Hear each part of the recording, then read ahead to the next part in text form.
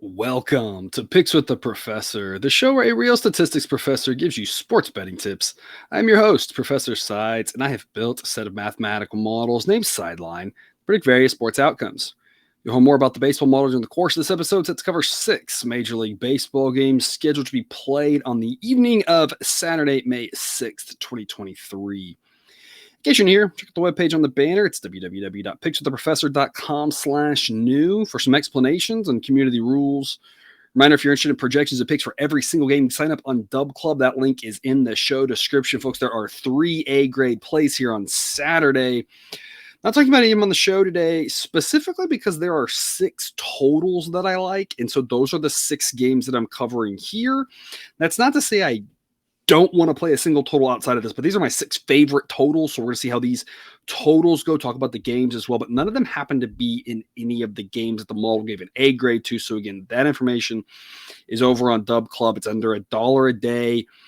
That link is in the show description to get signed up there and get the A grade plays that have been carrying us through this baseball season. I think the B grades will come back around. They've been such a roller coaster. They were terrible. They were great. They were terrible. They were great. They were terrible. It's been up and down. I think those will do okay in the long run. Kind of been talking about there's just been a roller coaster, but those A grade plays continue to do so well. So again, if you're interested in that, Dub Club is a place to be under $1 a day. Remember that sports are unpredictable, so the discussion on this show projects a typical game, does not try to forecast it to a T, as that would be a foolish and impossible goal.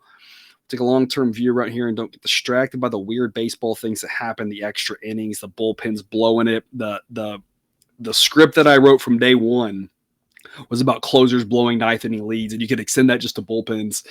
They can be the most frustrating thing in baseball. They're going to give up runs. It's just that when a starter goes 7 innings, you kind of expect them to give up runs at some point, but when a bullpen pitches less, the brain has a harder time accepting it. And so it's just a lot of variability in baseball. It's long-term, not short-term, so we're looking at the totality of plays.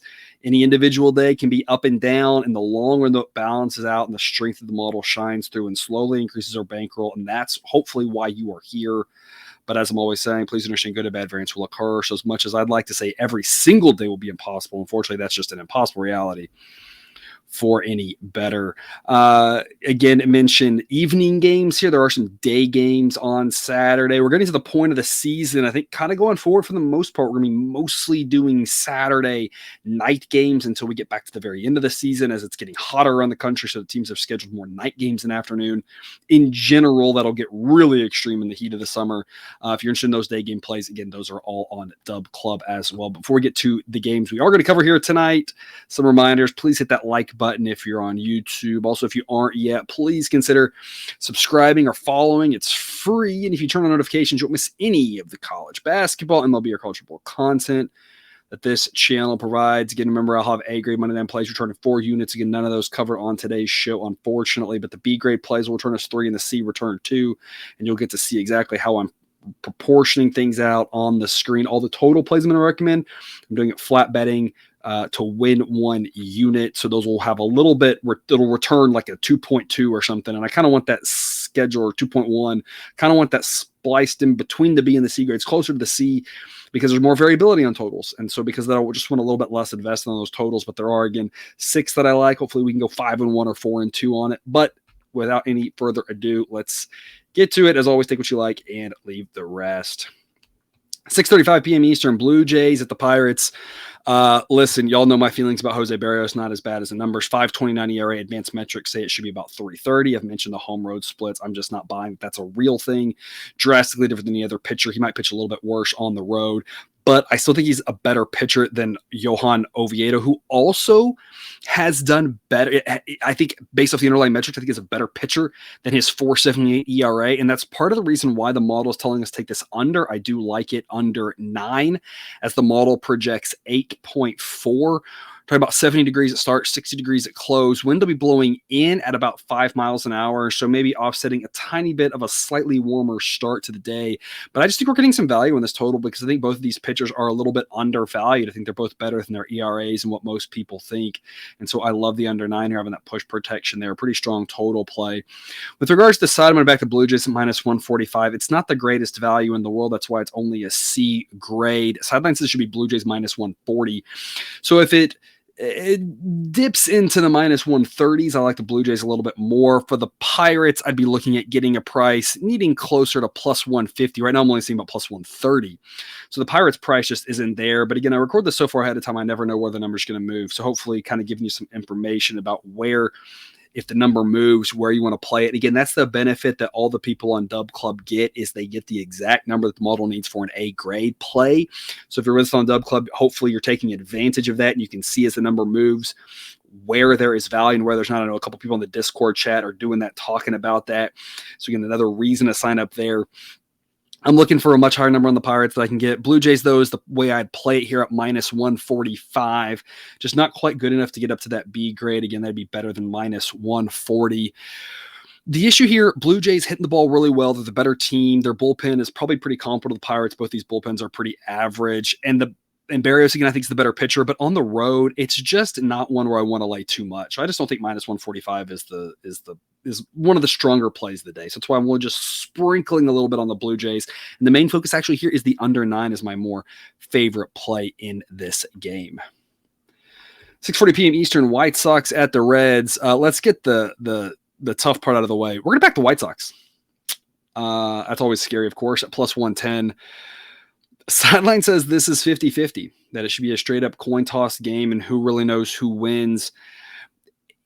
The reason why is the White Sox offense is competent, and the model does not like the Reds offense. The Reds offense is going to have good raw statistics over the course of the season, especially in the summer, because of the ballpark that they play in. They play in one of the most hitter-friendly ballparks in the country, and so that's going to make their offense look better from a counting statistics standpoint. But when you look at any of the park-neutral stuff, the Reds offense just is not really that good. And that's why the model thinks the White Sox stand a chance here. They have the better starting pitcher in this game in Nick Lodolo. Neither bullpen rates well at all. And both of them are just, bad. But Nick Lodolo, while he's the better pitcher, not done well this year. 6.16 ERA, kind of surprising. The advanced metrics say it should be in the upper 4s. That's a far cry from his projection. I project him going forward to be in the upper 3s. So a really rough season for Lodolo, a guy who I think is one of the stronger pitchers on this team, but just hasn't done it so far. You compare that with Mike Clevenger, who's just honestly, I think, barely hanging on to just one spot better than a guy like Sean Manaea I talked about yesterday. Just good enough to stick around, but I mean, just barely. 4.60 ERA in the season. The advanced metrics say it should be in the mid-5s, and I promise you, if he ends up in the mid-5s, he's only going to be pitching for the White Sox if they're out of it. They just don't feel like they've got anything better at AAA because it's not quality pitching.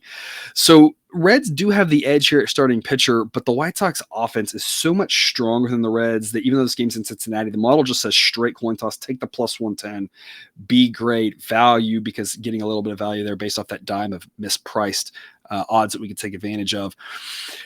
Not quite to an A grade, a little bit higher, and it gets to the A grade. Personally, some of these that are borderline, though, you can kind of say if it's close, a cent or two, there's rounding error, and you fudge it based off what you like. I wouldn't make this an A grade. Not that it's not a smart play. I think it's a very smart play. It's just the White Sox have been so rough this year, and I just have no faith in Clevenger. I like being it right here at a B grade where I have some investment in it because it's a smart play. And look, baseball's got over 2,000 games in the season. I want to make smart plays because even if I hate them in the long run, the smart plays are going to work out for us. But I just don't want to be over-invested in a play that it's hard to stomach. So I think the White Sox here got some value at plus 110. Not the strongest play of the day, but worth the investment just because who knows what's going to happen in this game. So plus 110 on either side would be valuable. It just happens to be that people think this Reds team is better than the model does. Total, liking the total play here, going over 9 or over 9.5. You're going to have to lay some juice if you're going with over 9. And that's what I'd recommend here because that push protection on the number of 9 is so valuable. And that's how I'm playing it. You're looking about minus 115 to play the over 9. That's my pick here. As the model projects 10.2. Mentioned Great American Ballpark, one of the more hitter-friendly ballparks in the country. It's not going to be a hot day, but we will be seeing mid-70s to start, closing around 70 degrees. Winds mostly blowing across. It'll be shifting towards end as the day goes along, as the night goes along. So we're looking to get more runs at the start. So if you were going to play a first 5, I definitely think the first 5 over makes a lot of sense based off of the weather, because the fact that as the wind shifts towards in and the temperatures get cooler, the ball's not going to fly as much. Here's the thing. Both of these bullpens are terrible. So personally, while the first 5 over makes a lot of sense, the bullpens being so terrible doesn't really matter if the ball's not carrying quite as much. These bullpens might walk runners in. We've seen both of them do that this year.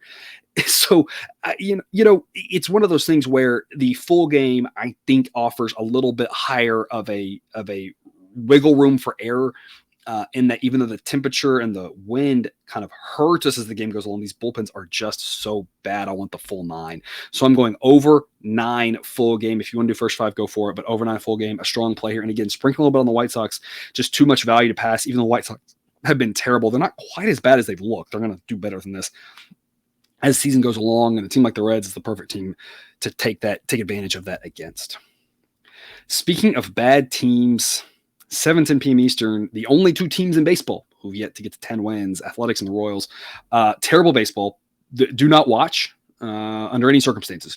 But it might be entertaining. I think there's going to be a lot of runs, and it's another game I'm going over. This one, you're debating between 9.5 and 10. And based off the numbers I'm seeing right now, it's a real coin toss. The difference between those two is about 15 cents, and I'm seeing over 9.5 at minus 120 and over 10 at about minus 105.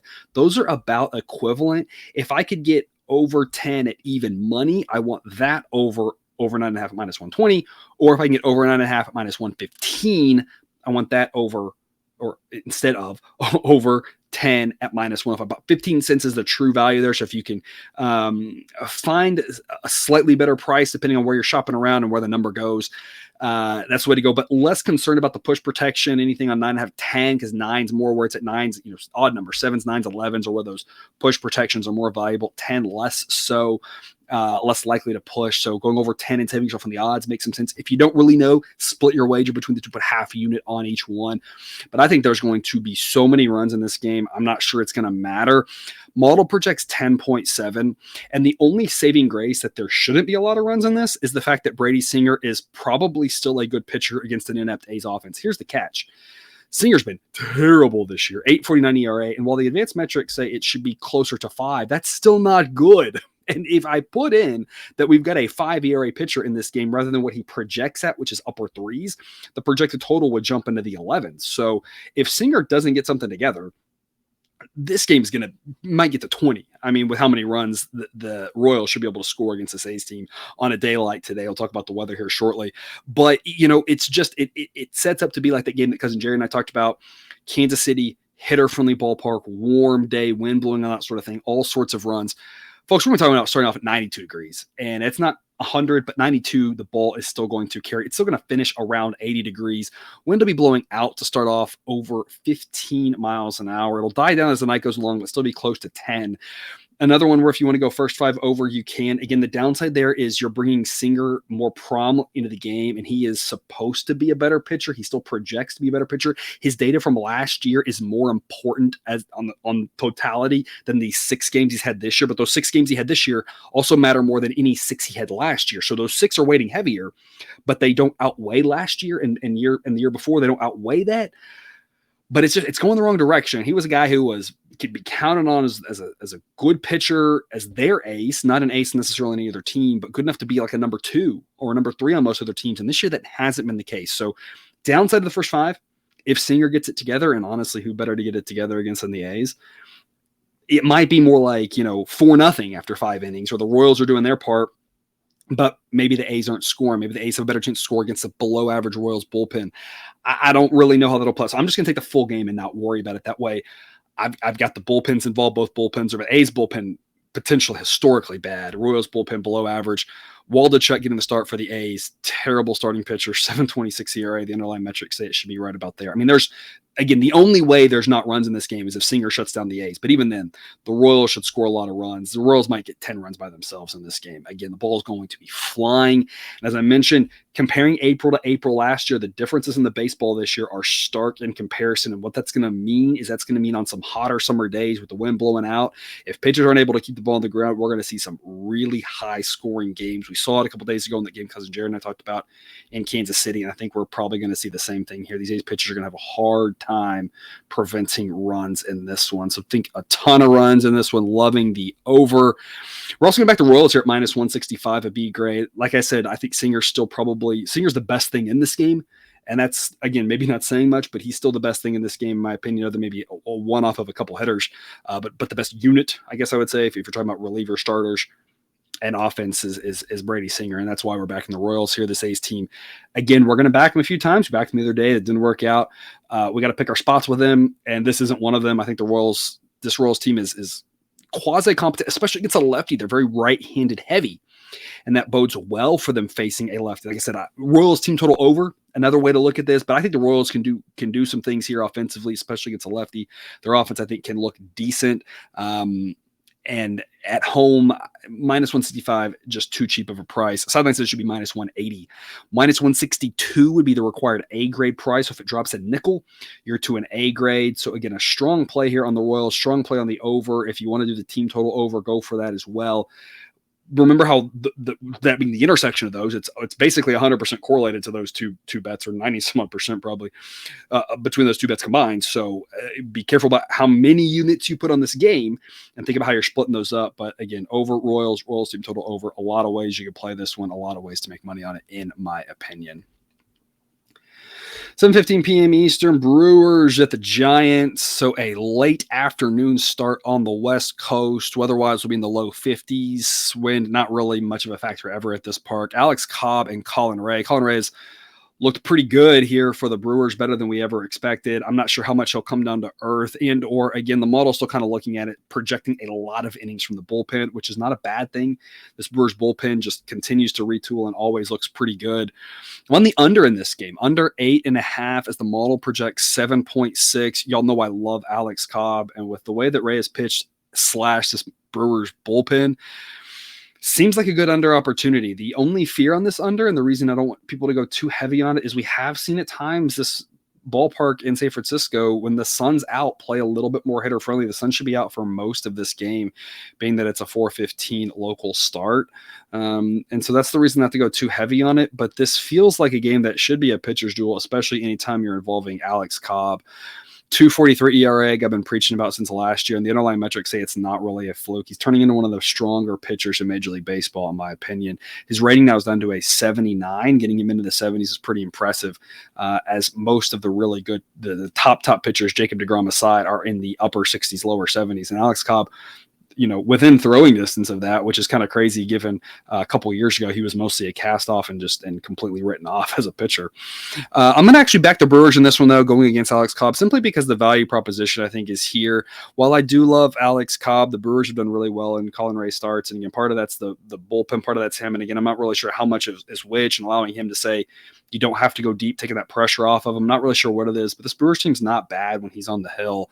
And so the sideline says it should be Giants minus 135. They should be favored, but they shouldn't be favored by this much. The current price I'm seeing on the Giants is minus 155. So we're about 20 cents overpriced on that side, giving us a tiny bit of value here on the Brewers at plus 138. B grade, risking barely over a unit to see if they can pull the upset and if they can get that offense going. I do have the Brewers offense is better than the Giants offense, and their bullpen better than the Giants bullpen. So really it's all about just weathering the storm early, getting this to the bullpen, and the Brewers have a great chance to pull it off if that happens. So B grade on the Brewers and under as well. Two picks that I like, don't love, but both think that they're decent looks. If you want to take the intersection of those, of course, instead of playing either one of those, you could just take the Giants team total under. Might be another way to look. A little bit of value on that one as well. 8:40 p.m. Eastern, Dodgers at the Padres, of course, a series that everyone's focused on. Weather-wise in San Diego, about 60 degrees, mostly wind blowing across. Dustin May and Blake Snell, and with two pitchers that the model thinks are both pretty good, let's go under 8.5. Obviously, these offenses are really good, but you should have basically a playoff atmosphere this entire weekend. I know it's early, but when some of these teams that are division rivals play, especially in a season like now with the new schedule going forward, and they play fewer times, it kind of creates a little bit more of urgency, a little more intense in these games. Managers managing it more like a playoff game, getting those bullpens involved, mixing and matching and trying to keep the runs down. 8.5 seems like too many with two above average pitchers. The other play, of course, I'm going with is the Dodgers here, plus 102, something even money in that ballpark. Model says it's a toss-up, but here's the thing is I'm just still not convinced that Blake Snell's figured it out. ERA on the season, 5.28, and the underlying metrics say it should actually be just a little bit higher than that. And so what you're looking at with a guy like Snell is a guy who just the underlying metrics still say it's not there yet. And that's kind of a mention with Singer. I'm not saying that matters more than what he did last year because he finished really well last year. It just means I'm not really excited to back him. Dustin May, I love this kid. I think he's legit. He doesn't necessarily always go very deep. Of course, with this Dodgers bullpen being at pretty full strength, it looks like at this point, and turning into one of the better bullpens in the country potentially, that really helps them out and allows him to just kind of focus and go harder and say 5 or 6 innings is all he really needs to get.